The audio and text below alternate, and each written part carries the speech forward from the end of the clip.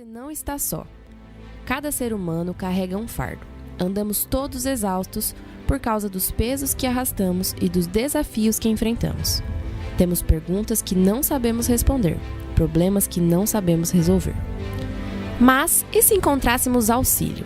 Alguém que caminhasse conosco, dividisse nossa carga e nos orientasse? E se esse auxílio viesse do céu? Não em forma de outra pessoa, como você e eu, mas alguém sempre firme, incansável e próximo. Alguém imune a tudo que nos aflige. Chega de caminhar sozinho. Chega de arrastar pesos que ninguém tinha a intenção de que você carregasse. É hora de desfrutar a presença do Espírito Santo e de experimentar a vida abundante que Ele pode lhe oferecer. A Bíblia traz mais de 100 de referências ao Espírito Santo. Jesus falou mais a respeito do Espírito que de igreja, casamento, finanças e do porvir. Qual a razão para essa ênfase no Espírito? Deus não deseja ver filhos estressados, exaustos, abatidos e desanimados como representantes dele perante o mundo. Antes, deseja que sejamos renovados todos os dias, a todo momento. A Escritura emprega mais de 12 de metáforas para descrever a atuação do Espírito. Gostaria de conhecer a empolgação de seguir Jesus? O Espírito Santo é o Mestre Supremo. Está com dificuldade para obedecer aos mandamentos de Deus? O Espírito é o vento de Deus. Suas orações parecem fracas? O Espírito é o nosso intercessor. Não tem certeza da salvação? O Espírito é o selo divino sobre o cristão. O Espírito é a pomba da paz que nos acalma. O doador de dons que nos capacita. O rio de água viva que flui de nosso interior para saciar o mundo. A lista é longa. Não importa se você está buscando o Espírito pela primeira ou pela enésima vez. Deus deseja que você receba a força revigorante do Espírito Santo em sua vida. O Espírito de Deus deseja conceder a você um poder grandioso. O Espírito guiará, ensinará e fortalecerá você. Ele o ajudará a carregar aquele fardo pesado que jamais foi feito para que você carregasse. A vida está cheia de problemas, mas você não precisa enfrentá-los sozinho. Afinal, você não está só. O Espírito Santo está bem perto, pronto para lhe ajudar.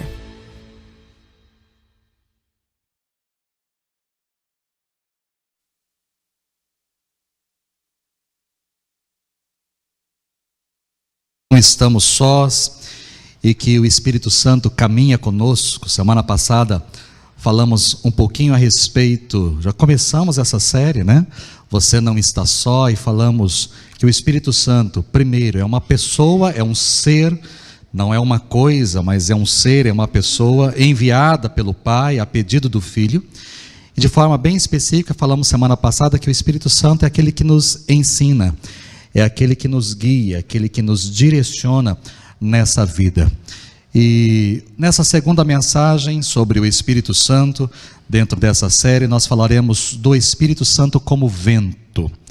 Eu quero trabalhar com você essa temática, e por mais que seja um texto conhecido de todos, mas que, assim como falou algo novo ao meu coração essa semana, que seja algo novo também ao seu coração. Eu li e já preguei esse texto muitas vezes, mas eu nunca me atentei para alguns detalhes como eu quero trazer para você nessa noite. Mas eu começo essa mensagem apresentando a você duas pessoas, né? Primeira, uma moça chamada Kate e uma outra moça chamada Laura. Kate Spotts e Laura Decker. Kate e Laura têm muita coisa em comum. São jovens, são atletas de enduro, ambas têm barco e ambas foram manchetes de noticiários depois de completar aí as suas respectivas viagens solo. Kate completou a travessia do Atlântico e Laura deu a volta ao mundo, sozinhas. Apesar dessas semelhanças, existe uma diferença gritante entre as duas. Kate usou um barco a remo e Laura usou um barco à vela. Kate, aos 23 anos, saiu da África em direção à América do Sul. Foram 70 dias, 5 horas e 22 minutos para percorrer 4.500 1,7 quilômetros, sozinha no seu barco amarelo, fabricado em madeira, que foi construído para suportar furacões e ondas de até 20 metros. Ela não enfrentou nenhum furacão, porém as ondas, segundo ela, as ondas a deixaram acordada durante muitas noites. Em seu barco havia 500 mil de calorias distribuídas em refeições congeladas, granolas e frutas secas. E ela remava de 8 a 10 horas por dia, e quando chegou aqui, as suas mãos estavam cheias de calos. Laura, em contrapartida, a sua história é um pouco ainda mais desafiadora para mim, não tanto pelo barco, mas pela idade. Ela saiu da Holanda em 2012, aos 14 anos, sozinha, para circunnavegar o globo. Ela foi a mulher, é considerada a mulher mais jovem a circunnavegar o globo numa viagem solo. Seu barco era uma embarcação à vela de 13 metros de comprimento, com 2 mastros, e Laura enfrentou alguns percalços. Já antes mesmo de embarcar, um juiz da Holanda, país onde ela nasceu, tentou impedi-la de viajar por conta da sua idade e porque ela viajaria sozinha. Sairia da Holanda, cruzaria o mundo, todos os oceanos do mundo, e voltaria para a Holanda. Então o juiz tentou impedi-la, mas ela conseguiu vencer essa etapa, e finalmente no mar ela teve que se esquivar de corais e enfrentar muitas tempestades. Apesar disso, depois de 1 ano e 5 meses, já aos 15 anos, ela desembarcou na Holanda, cumprindo a sua tarefa, a sua missão. Eu não tenho a menor intenção de imitar as duas. Acho bonita a história. A Laura, é interessante que ela saiu aos 14 anos, e mesmo aos 14 anos ela fez todas as filmagens e todas as gravações. Toda esse 1 ano e 5 meses está disponível em documentário no Discovery. Você pode assistir, quem tem, é possível assistir, e também no YouTube tem a respeito dela. Tanto da Kate também existe documentário. Mas por mais que eu possa olhar para essas mulheres e falar que história, que coragem de sair da África e vir aqui para a América do Sul, ou que coragem de sair lá da Holanda e navegar aí pelo mundo inteiro e retornar depois de 1 ano e 5 meses, que coragem, eu diria ainda mais dos pais da Laura, né? Em permitir que ela entrasse num barco sozinha e navegasse por este mundo afora. Por mais que a história possa ser linda e motivadora, essa história não me inspira a pegar um barco e a navegar para lugar nenhum, tá certo? Eu também imagino que para muitos de nós aqui, não é a intenção nossa de imitar uma das duas, né? Velejar sozinho em alto mar por meses a fio, eu acho que nem pensar. Mas apesar disso, se me forçassem a escolher entre remar e velejar, eu sei exatamente aquilo que eu preferiria. Se eu tivesse preso em um determinado lugar e só pudesse sair daquele lugar a barco, e se me dessem um barco à vela ou um barco a remo, dependendo da distância, eu já sei qual barco eu iria escolher. Eu acho que você também provavelmente saberia qual barco escolher.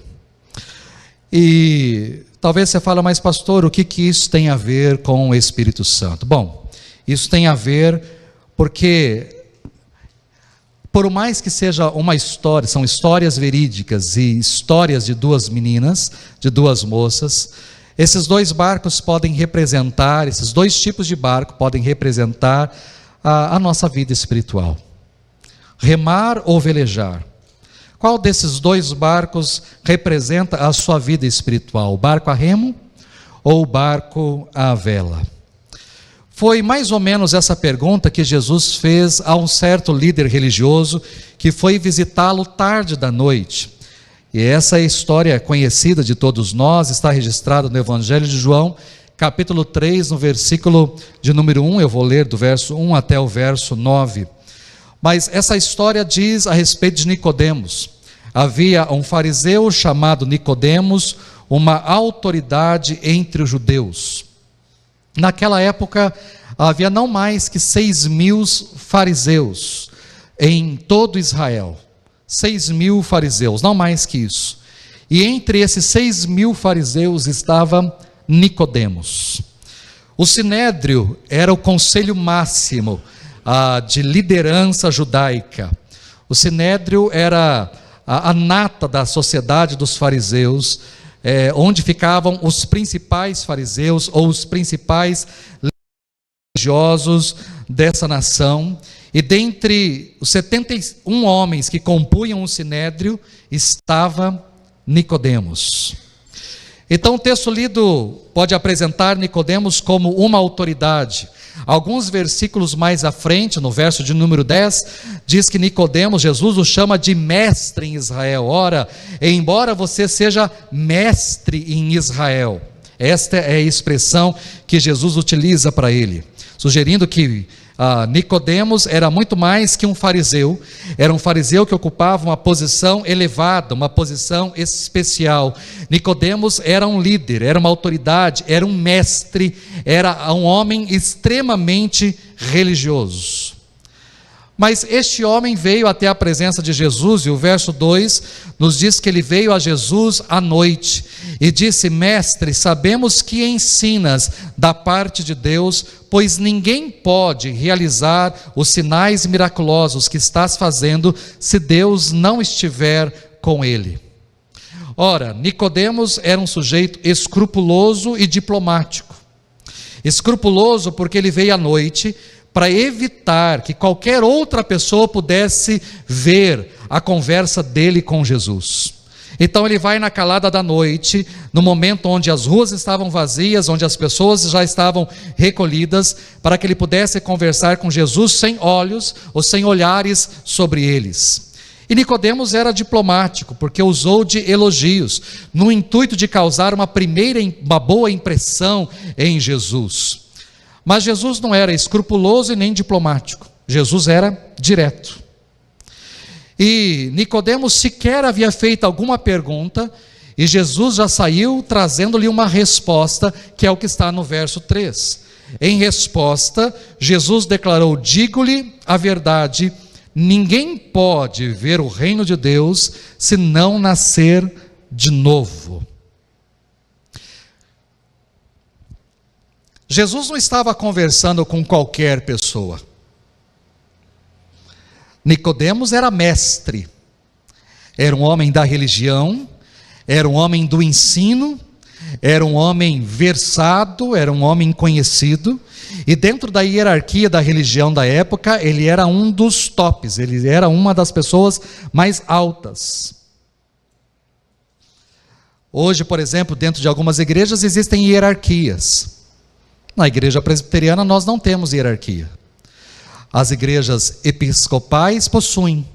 Então, por exemplo, igrejas episcopais como anglicana, como metodista, como a igreja católica, por exemplo, são igrejas que possuem uma hierarquia. Então, existem os presbíteros, os diáconos, existem os padres, acima dos padres nós temos os bispos, e o bispo é a hierarquia, vamos dizer assim, máxima, que pode existir, na minha visão, dentro da igreja católica. Porque o arcebispo nada mais é que um bispo colocado numa arquidiocese, e um cardeal nada mais é que um arcebispo que foi elevado a uma categoria acima, apenas para compor um conclave para discussões internas dentro da igreja ou eleição de papa. Então, qual a diferença de um cardeal para um arcebispo e para um bispo? Nenhuma. Um cardeal nada mais é que um bispo que passou por uma arquidiocese e chegou àquela categoria. Então, até mesmo acho que dentro da igreja católica, tirando, lógico, a questão de que o Papa é o cabeça e os demais estão, mas o bispo é a função máxima que existe. E dentro de muitas igrejas também é assim, na igreja metodista, na igreja anglicana, na igreja episcopal, nós temos a figura dos bispos, que são pessoas que são a figura máxima. Dentro de algumas igrejas que não são episcopais, mas são igrejas modernas, contemporâneas, que também possuem bispos, como Sara Nossa Terra e algumas outras, Renascer da Vida, né? Temos igrejas também que possuem seus bispos, mas não no sentido hierárquico, mas como títulos. E aí dentro dessas igrejas, para diferenciar o pastor, e aí diante da nomeação de bispos, hoje colocam-se apóstolos, né? Então nós temos apóstolos e apóstolas, onde nada mais são que pastores, e às vezes nem curso para o pastoreio tem, mas foram colocados como pastores, foram se autodenominados bispos e depois autodenominados apóstolos. Mas existe uma certa hierarquia, mas não passam do mesmo nível. Talvez existam pastores muito mais versados e conhecedores da palavra do que esses bispos e apóstolos que estão por aí. Mas quando eu falo a respeito disso, eu olho para esse texto aqui, porque Nicodemos, ele é o cara, é o estudioso. Se a religião fosse uma conquista acadêmica, Nicodemos teria muitos e muitos diplomas pendurados na parede. Ele era o homem conhecedor da palavra, ele era um homem que tinha credenciais para ensinar, para repreender, para corrigir. Era um homem que estava juntamente com outros, compondo um conselho, que era um conselho inclusive disciplinador, diante de falhas, diante de erros. Era um conselho que repreendia, que disciplinava, que corrigia. Foi esse mesmo conselho aqui, por exemplo, que julgou Jesus e condenou Jesus. É o Sinédrio. Nicodemos compunha o Sinédrio. Mas Jesus, sem se impressionar com as credenciais de Nicodemos, diretamente fala para ele: você deve nascer de novo. E a declaração de Jesus é como se fosse assim: volte lá no começo e estude tudo de novo. Está na hora de você voltar lá atrás e estudar tudo de novo. Algo um tanto radical para alguém tão elegante, tão paramentado como Nicodemos. E o fariseu então foi pego de surpresa e questionou a Jesus: como alguém pode nascer de novo sendo velho? É claro que não pode entrar pela segunda vez no ventre de sua mãe e renascer. Bom, essa semana, quando eu comecei a estudar esse texto, eu sabia que eu ia trabalhar até o versículo 9, até o versículo 10. Então eu comecei a destacar algumas palavras e alguns verbos. E eu, durante tantos anos de ministério, eu nunca reparei que em tão poucos versos nós temos tanto verbo poder. E isso eu fiz questão de destacar à medida que íamos lendo aí. Nicodemos, nesse encontro com Jesus, por poucas palavras, mas ele usou 3 vezes o verbo poder até aqui. Mestre, sabemos que ensinas da parte de Deus, pois ninguém pode realizar os sinais miraculosos que estás fazendo, se Deus não estiver com ele. Como alguém pode nascer sendo velho? É claro que não pode entrar pela segunda vez no ventre de sua mãe e renascer. Ou seja, em 2 versículos, nós temos 3 vezes ele falando pode e não pode. Perplexo, Nicodemos está obcecado com o que o ser humano é capaz de fazer, porque é assim que funcionava a mente de um fariseu. Na mente de um fariseu, tudo girava em torno de esforço, de iniciativa, de realização humana. A salvação, a entrada nos céus, no reino de Deus, uma vida com Deus, dependia do que você fazia. Depende dos seus feitos, das suas realizações, das suas iniciativas, dos seus esforços. Você tem que se esforçar, você tem que fazer, você tem que realizar. No entendimento do Nicodemos, era a força humana que abria os portões dos céus. Como é o entendimento de muitas pessoas hoje? Como é que eu me aproximo de Deus? Pelo que eu faço. Como é que eu tenho uma vida com Deus? Pelo que eu faço. Como é que eu sou salvo? Quantas religiões pregam hoje que a salvação está nas boas obras? Se você for bonzinho, você vai para o céu. Se você fizer boas coisas, você vai para o céu. Se você fizer boas ações, você vai para o céu. Ou seja, essa também apesar de tanto tempo, essa é uma das coisas pregadas hoje em algumas igrejas. Depende da sua bondade, depende dos seus esforços, depende do que você faz. Se você for bom, se você fizer boas coisas, se você tiver boas ações, você vai para o céu. Agora, se você for ruim, se você não fizer boas obras, se você não entregar cesta básica, se você não ajudar as pessoas, se você não amar as pessoas, aí você não vai. Ou seja, o céu depende daquilo que você faz. São as suas obras que te levam ou não para lá. É essa a mentalidade do religioso, é essa a mentalidade do fariseu, é essa a mentalidade do religioso. Quando Nicodemos vai conversar com Jesus, ele vai nessa perspectiva. Ele queria saber o que é necessário para herdar a vida eterna, o que é necessário para ser salvo, o que é necessário para ter uma vida com Deus, o que é necessário. É por isso que Jesus, sem ele mesmo perguntar, Jesus já responde: Nicodemos, ninguém pode entrar no reino de Deus se não nascer de novo. porque na cabeça dele é possível fazer alguma coisa e Jesus já corta. Jesus, em contrapartida, se Nicodemos até aqui 3 vezes ele faz referência ao que pode, ao que não pode o ser humano, Jesus também faz 3 referências à incapacidade humana. E de acordo com Jesus, sem a ajuda do céu, o homem não pode. Repare aí os textos também. Jesus responde: digo-lhe a verdade, ninguém pode ver o reino de Deus se não nascer de novo. Digo-lhe a verdade, diz o verso 5, ninguém pode entrar no reino de Deus se não nascer da água e do Espírito. O que nasce da carne é carne, mas o que nasce do Espírito é Espírito. Não se surpreenda pelo fato de eu ter dito, é necessário que vocês nasçam de novo. O vento sopra onde quer, você o escuta, mas não pode dizer de onde vem, nem para onde vai. Assim acontece com todos os nascidos do Espírito. Em outras palavras, Jesus está dizendo o seguinte para Nicodemos: Nicodemos, sem a ajuda do céu, sem a ação do Espírito, o homem não pode ver, isto é, o homem não pode experimentar o reino de Deus. Sem a ajuda do céu, sem a ação do Espírito Santo, o homem não pode entrar no reino de Deus. Sem a ajuda do céu, sem a ação do Espírito Santo, o homem não pode sequer discernir qual é a ação do Espírito de Deus ou do agir de Deus. Diante das falas de Jesus, Nicodemos, então, nós temos aí a 7ª vez do verbo. Nicodemos questiona Jesus: como pode ser isso? Como pode ser isso? Nós temos aqui um diálogo clássico. De um lado, Nicodemos representando todos os religiosos, bem intencionados, devotos cidadãos de bem, cumpridores da lei, que pagam em dia os seus dízimos e impostos, que comparecem à igreja todos os domingos, que memorizam passagens bíblicas e carregam a Bíblia a tiracolo e que empurram o evangelho goela abaixo de todos aqueles que lhes encontram pela frente. E do outro lado nós temos Jesus. E o que Jesus disse ao primeiro é tão poderoso que o estremeceu e que estremece pessoas até hoje. Jesus, existe uma outra versão que eu fiz questão de colocar aqui, é uma versão americana.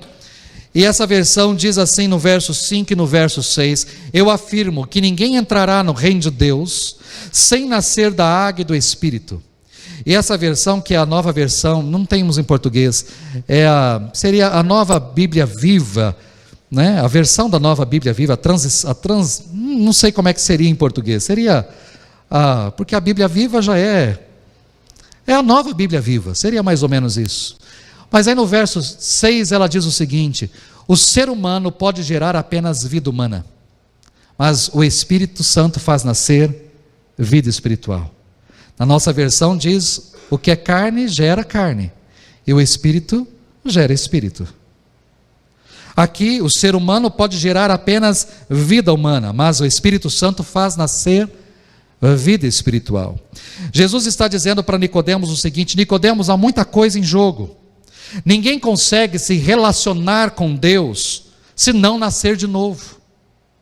Uma pessoa não consegue entrar no céu se não nascer de novo. Para se receber a cidadania celestial é preciso nascer de novo. Para se tornar filho de Deus é preciso nascer de novo. Em nosso primeiro nascimento, quando nós nascemos das nossas mães, no nosso primeiro nascimento, nós nos tornamos seres humanos, porque a nossa mãe é humana e gerou nós, que somos humanos. Nossa mãe, nosso pai nos geraram, nós somos humanos, filhos de humanos.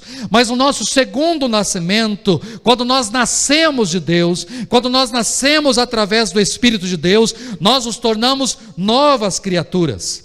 Ou seja, se quando eu nasço de uma pessoa, de uma mãe, como ser humana, eu sou um ser humano, quando eu nasço de Deus, que é Espírito, eu também tenho algo espiritual dentro da minha vida.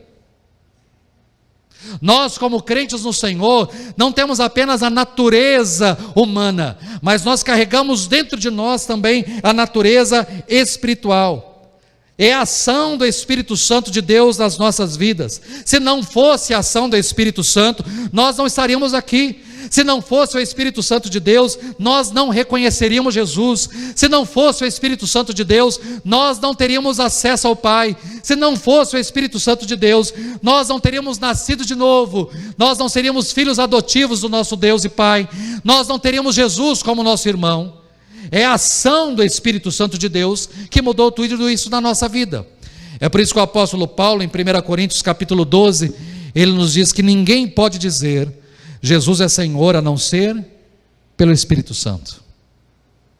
A não ser pelo Espírito Santo. Nicodemos ficou confuso e perplexo diante de tantas afirmações vindas da parte de Jesus. E não é para menos. Afinal, mal ele tinha conseguido dar boa noite para Jesus. E Jesus já foi lhe dando muitas informações a respeito de um novo reino, a respeito de um novo nascimento e do poder que nós temos para vivenciar ambos. Mas Jesus não parou. Jesus continuou o que tinha para continuar a falar ali para aquele homem. No verso 8, Jesus diz: o vento sopra onde quer. Jesus dispunha de muitas metáforas para descrever o Espírito Santo, mas dentre tantas as metáforas, ele optou por falar do Espírito como vento. E o que é o vento? A primeira coisa que a gente poderia destacar é que vento é uma força tão poderosa que é capaz de gerar energia. O vento é uma força. Dependendo da quantidade de vento ou da força do vento, é complicado de andarmos na rua. É complicado de deixarmos um guarda-chuva sequer aberto. O vento é uma força. Mas o vento é uma força invisível. Você pode até senti-lo, mas você não vê. O teólogo alemão Abraham Kuyper dedicou anos de sua vida e mais de 1000 páginas para falar sobre o Espírito Santo. Num dos seus livros que trabalha o Espírito Santo, já no primeiro capítulo ele escreve o seguinte: a respeito dele nada se revela de forma visível, suspenso, indefinido, incompreensível, ele é um mistério. Como o vento, ouvimos o seu som, mas não sabemos dizer de onde vem e para onde vai. Os olhos não podem vê-lo, os ouvidos não podem ouvi-lo, tampouco as mãos podem agarrá-lo. Este é o Espírito. Com relação ao Espírito como vento, Jesus está querendo mostrar para Nicodemos o seguinte, que o Espírito Santo não é apenas santo, mas ele é diferente de qualquer criatura de nosso mundo. E isso é muito bom. Porque nós precisamos de um auxílio de fora. Auxílio de fora. Por exemplo, quando eu vou trabalhar com casais, aconselhar casais, casamentos, aqueles que procuram, é fácil de resolver, pelo menos na ótica de quem está ali. Porque você está de fora. O casal que vem conversar e que está passando por uma crise, uma dificuldade, eles estão envolvidos. Então eles não conseguem enxergar uma solução, uma saída, porque eles estão envolvidos em tudo aquilo ali. Para eles é difícil, é complicado, não dá para resolver, não é tão fácil resolver. Eles às vezes não procuram um pai ou uma mãe para pedir aconselhamento ou conversar, porque os pais, querendo ou não, estão envolvidos. Dependendo do padrinho, vamos pensar assim, que se eu fosse conversar também está envolvido, porque se esse padrinho aqui é muito amigo dele, por isso que chamou para ser padrinho, porque é muito amigo dele. Se eu for lá, vai puxar a sardinha para o lado dele, não é assim? E essa daqui é muito amiga dela, e se for lá, ela vai puxar a sardinha para o lado dela. Então, eu não tenho a quem, são pessoas que de certa forma estão envolvidas. O pastor se torna normalmente uma pessoa neutra, né? A não ser que seja muito próximo também, muito amigo, mas normalmente é uma pessoa neutra. É a pessoa que vai ouvir e vai ponderar e vai tentar dar uma direção, um norte, para que se resolva aquele problema, aquela dificuldade. Mas é uma pessoa neutra, vamos pensar assim. E para mim, às vezes se torna fácil. Eu olho, escuto um, escuto o outro. Essa semana mesmo, tive com 2 casais trabalhando nessa direção. Então você escuta um, escuta outro, escuta um, escuta outro, vai tentando ver um meio termo ali, para chegar a uma solução. Mas o que é tão complicado, o que é tão difícil para eles, no máximo pode se tornar desgastante para mim. Mas, nada mais que isso. Você ouve, você pondera, você escuta bem e dá uma resposta, mas nada mais que isso. Tenta mostrar uma solução fácil, mas eu sou uma pessoa de fora. Assim é o Espírito Santo. O Espírito Santo é uma pessoa, é um auxílio de fora, de uma fonte de poder inatingível, diante daquilo que nos atinge. Pode ter algo nos atingindo, mas isso não atinge o Espírito Santo. Por isso que ele pode nos ajudar. Existe algo que esteja nos perturbando, mas o Espírito Santo é imperturbável. Então, ele pode nos ajudar. E há algo que nos prende, que nos amarra, mas o Espírito Santo é livre. É por isso que ele pode nos ajudar. O Espírito não está sujeito ao clima, não está sujeito a um corpo que se fadiga, não está sujeito a pandemias, não está sujeito ao humor de bolsa de valores, não está sujeito a ditadores. Ele jamais fica doente, jamais tem medo, jamais se preocupa, jamais se desespera, jamais se estressa. Ele é o Espírito Santo, uma pessoa divina, envolta em mistério e majestade, como Abraham diz. O Espírito é como o vento. O Espírito também não está sujeito a governos, não está sujeito a organizações, ele não se submete a presidentes, a reis, a sacerdotes, a pastores. O Espírito sopra na direção que quer, é poderoso para abrir caminhos, é forte para derrubar paredes e persuadir até mesmo a alma mais teimosa, mas ao mesmo tempo o Espírito é gentil. O Espírito sabe soprar sem perturbar uma folhinha sequer. Ele pode ser ventania poderosa no Pentecostes, mas às vezes ele é brisa suave, como no Monte Horebe, para convencer o profeta Elias a voltar para o seu trabalho. Este é o Espírito. Este é o Espírito. O Espírito é como o vento. Bom, se Jesus tivesse parado aí, Nicodemo já tinha muita coisa para pensar, porém Jesus prosseguiu. Ampliou aí a perplexidade, a imaginação e o conhecimento de Nicodemos. E é com isso que eu quero encerrar a mensagem dessa noite. Porque Jesus termina falando para Nicodemos o seguinte: se o Espírito é como vento, e ele sopra onde quer, você escuta, mas não pode dizer de onde vem nem para onde vai. Jesus termina a frase dizendo: assim acontece com todos os nascidos do Espírito. Um vegetal só pode dar origem a outro vegetal. Um cachorro só pode gerar outro cachorro. Um peixe, outro peixe. A carne só pode gerar carne. E o Espírito? Quem é nascido do Espírito? Quem é nascido do Espírito é um ser espiritual. Todo aquele que é nascido do Espírito, é um ser espiritual. Em outras palavras, todo aquele que é nascido do Espírito possui dentro de si o vento do Espírito, ou seja, o seu poder invisível, essa força invisível. Nós somos hospedeiros do mistério e da ação sobrenatural de Deus. Tudo que nós não podemos fazer, Ele pode fazer.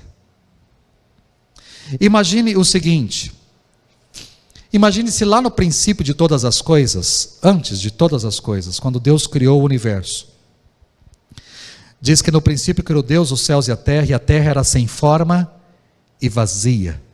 Imagine se antes de criar qualquer coisa, Deus pegasse a mim e a você, Ele nos fizesse, um homem ou uma mulher, fizesse-nos, e nos colocasse ali diante do caos, e falasse para mim e para você, para este homem, para esse ser criado, dizendo assim: ok, aqui está a terra, faça dela o que você quiser. O que você acha que o homem iria fazer? O que o homem teria poder de fazer? Você acha que o mundo seria como esse que nós conhecemos, ou o homem não faria nada? Mas é interessante que Deus não colocou o homem ali. Antes de todas as coisas, o que está ali? Havia caos, havia água sobre a face do abismo, e o versículo 2 termina dizendo, versículo 3 termina dizendo que o Espírito de Deus pairava sobre a face das águas. Quem está ali? o Espírito de Deus. E quando Deus disse, haja luz, e houve luz, quem estava trabalhando e fazendo tudo isso acontecer? O Espírito de Deus é a força que estava presente naquele lugar, para colocar tudo aquilo que o Pai estava dizendo em ação. À medida que o Pai dizia haja, o Espírito fazia acontecer juntamente com o Filho, porque sem Ele nada do que foi feito se fez. Então todos estavam trabalhando em conjunto, mas o Espírito estava ali.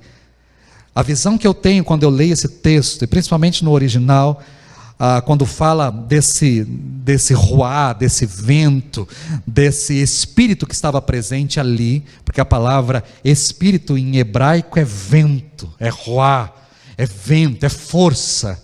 E diante desse ruá de Deus que ali estava, eu consigo perceber como uma galinha que fica sobre os ovos chocando, ou seja, o que é apenas clara e gema envolvida em casca, uma célula se transforma num pintinho, porque a galinha fica ali chocando, e de repente aquele ovo se quebra e um pintinho sai, pelo agir, pelo calor daquela galinha ali. É o Espírito Santo que estava naquele dia, naquele momento, trabalhando como uma galinha, chocando todas as coisas e fazendo tudo surgir e brotar.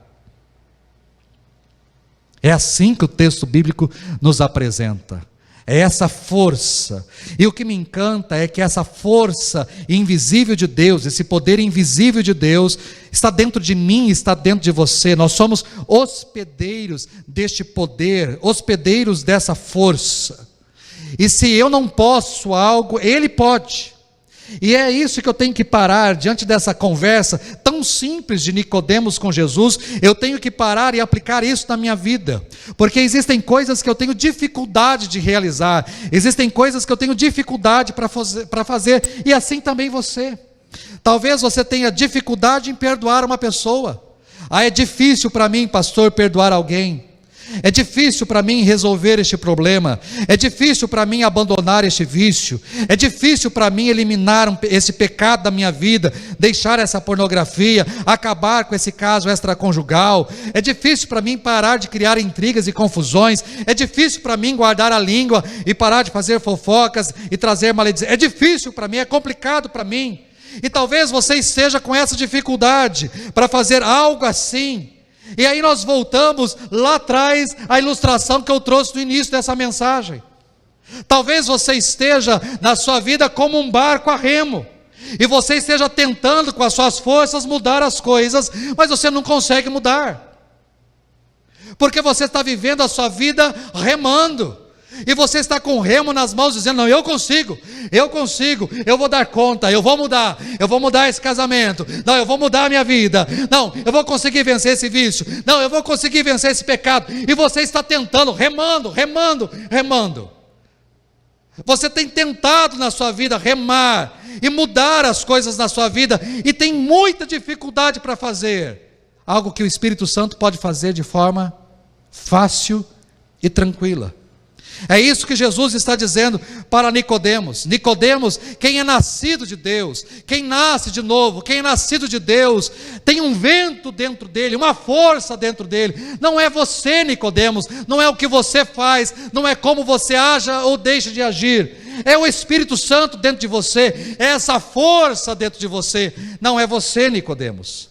Essa mensagem, queridos, é para você que tem empregado todas as suas forças tentando mudar a sua vida.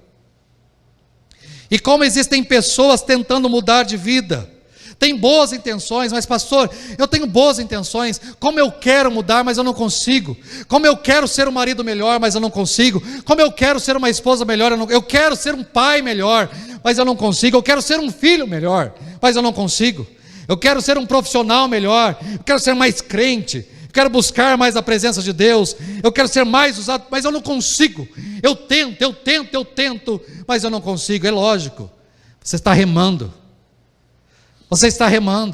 e o que Jesus pede para Nicodemos, e o que Ele pede para mim e para você é o seguinte: isse as velas, hasteie suas velas, não precisa remar, não é a sua força, não é a sua capacidade, não é o seu esforço, mas é o Espírito. Isso já tinha sido profetizado lá atrás em Zacarias. Não é pela força e nem é por poder, não é por violência, mas é pelo meu Espírito, diz o Senhor. Tem gente tentando pelo seu esforço, mas não é o esforço, querido. Não é o esforço, é o Espírito. Quando você issa as suas velas, o vento toca. O vento toca. O Espírito faz. Quando você deixa, o Espírito age, o Espírito faz. O que você tem que pedir é: Espírito Santo, toma conta da minha vida. Espírito Santo, tome conta do meu ser. Espírito Santo, controle tudo. Nós cantávamos isso na década de 80. Vem controlar todo o meu ser, vem dirigir o meu viver, o meu pensar, o meu falar, o meu agir, o meu sentir. Nós cantávamos isso: Espírito, Espírito Santo de Deus. Cantávamos isso, porque talvez esse era o entendimento, ou não sei se você tinha esse entendimento. Então cantávamos: ó Espírito Santo, vem controlar, vem agir, vem dirigir o meu pensar, o meu falar, o meu sentir. Vem, Espírito Santo. É exatamente isso. Não é o meu esforço, é o agir do Espírito. Não são as minhas forças, é a força dele. Não são as minhas tentativas, é o dirigir dele. É isso que Jesus diz de forma tão simples para Nicodemos, e às vezes nós não entendemos. Às vezes estamos, mas ninguém consegue. Ninguém pode perdoar uma pessoa assim. Ninguém pode mudar a sua personalidade. Ninguém pode mudar o seu temperamento. Ninguém pode. Talvez é essa visão que nós temos. Ninguém pode. Tem muitas pessoas que você olha e fala assim: aquela pessoa nunca vai se converter, porque uma pessoa como essa não pode, não consegue mudar a sua vida. Mas não é ela. Não é ela. Quando o Espírito entra, não há alguém que consiga resistir à força do Espírito Santo de Deus. Não há. Nada e nem ninguém. Então não é o esforço da pessoa, o seu esforço. É dele. É o agir dele. Cristianismo, a remo, é algo exaustivo e frustrante. É algo exaustivo e frustrante. E tem gente vivendo dessa forma e se esgotando, se acabando, se desesperando, se esvaindo. A conversa de Jesus com Nicodemos nada mais é que essa: pare de remar, Nicodemos. Você está remando até aqui, pare de remar. Isse as suas velas. Isse as velas. Jesus está convidando Nicodemos a içar as velas. E Jesus está convidando a mim e a você na mesma função. Nós não podemos cumprir nossa missão por conta própria. Simplesmente nós não temos força, nós não temos determinação e nós não temos poder necessários, mas o Espírito Santo tem. Então, quando você pensar no Espírito como vento, pense sim naquele que é capaz de mudar a sua vida, naquele que é capaz de dirigir os seus passos, naquele que é capaz de reverter as situações, naquele que é poderoso para agir assim. Isse as suas velas, pare de reimar. Curta a paisagem. Deixe o Espírito Santo guiar a sua vida.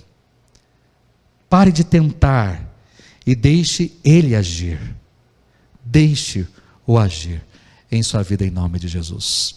Que essa palavra fique clara para você, como sou tão claro para mim nessa semana. Nunca tinha trabalhado nessa direção. Mas que você entenda isso. Deixe o Espírito Santo agir. Convide-o a agir na sua vida e a soprar nas suas velas e a fazer a obra dele completa em você. Feche os seus olhos, curve a sua cabeça.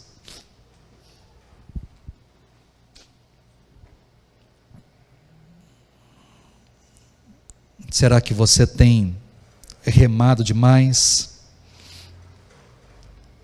Eu não tiro o seu mérito ao remar, mas eu digo para você, você se cansa demais. É hora de içar as velas e deixar o vento tocar. Deixe o Espírito Santo tocar aí as suas velas.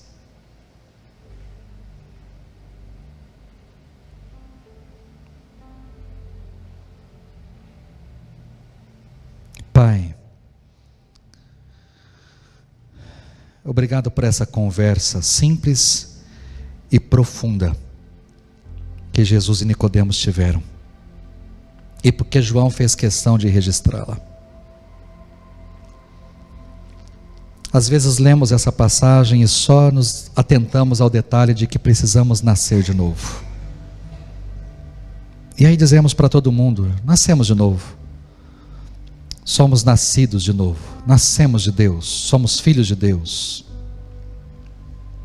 Mas quem é nascido de Deus, se Deus é espírito, também é um ser espiritual. Mas temos agido na carne. Temos, através dos nossos esforços, tentado melhorar.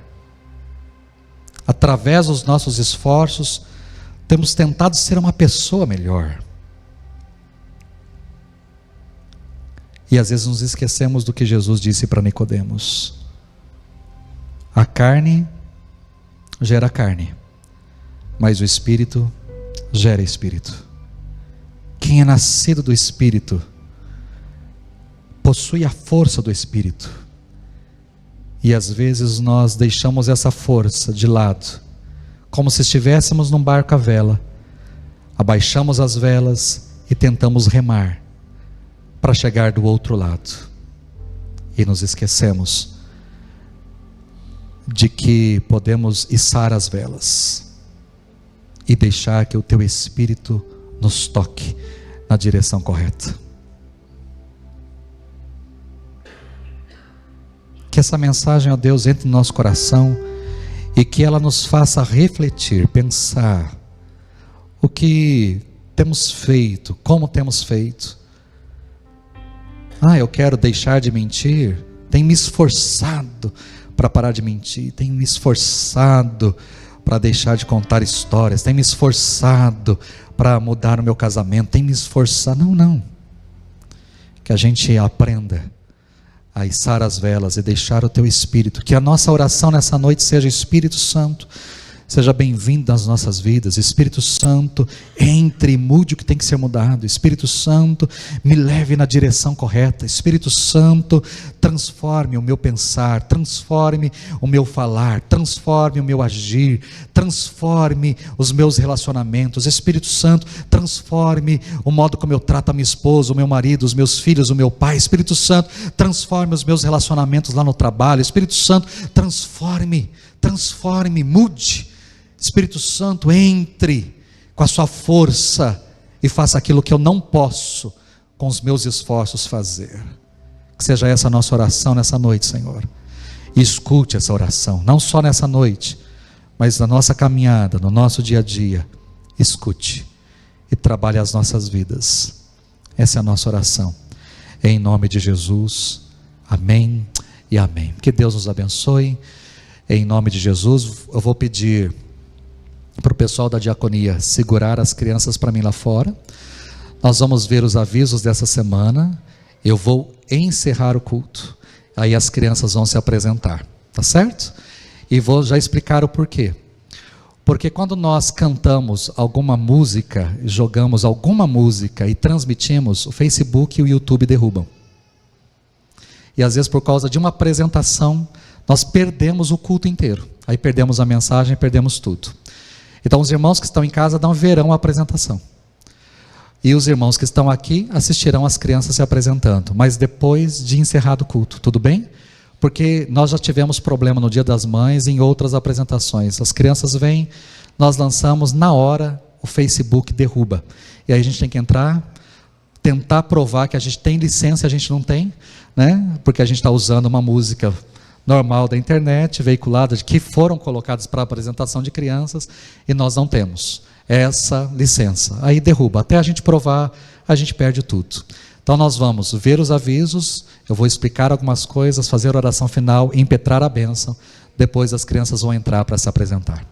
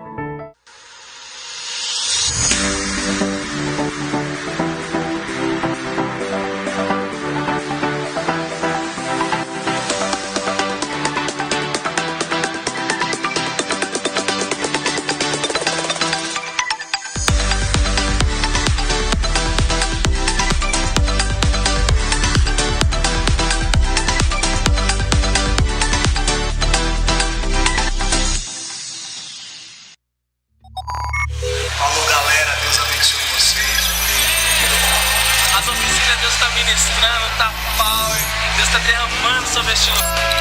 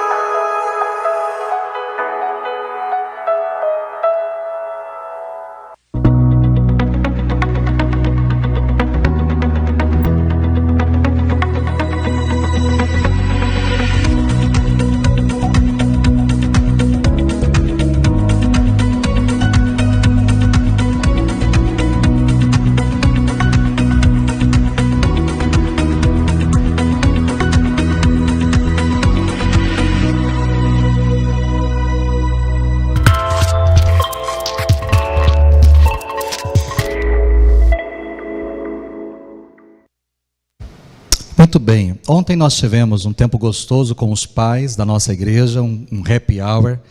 Nós vamos publicar as fotos na quinta-feira. Foi um tempo gostoso para comer linguiça calabresa. O que tinha, irmãos?